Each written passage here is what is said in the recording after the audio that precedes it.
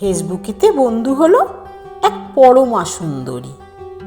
বয়স তখন হবে যে তার জোর বছর 20।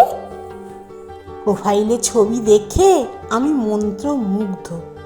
কেমন করে বলি আমি 60 বছরের বৃদ্ধ।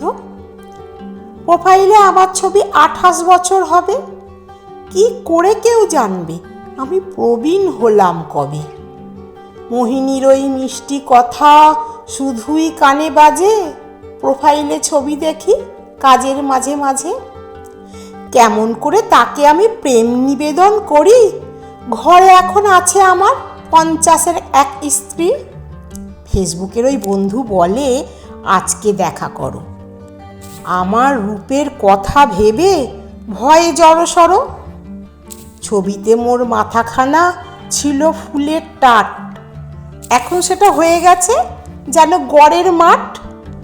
মধ্যপ্রদেশ ছিল আমার ব্যালন দিয়ে বেলা, এখন ওটা দেখতে লাগে ছোট্ট একটা টিলা। যা হবে হোক সেটাই ভেবে দিলাম আমি পারি।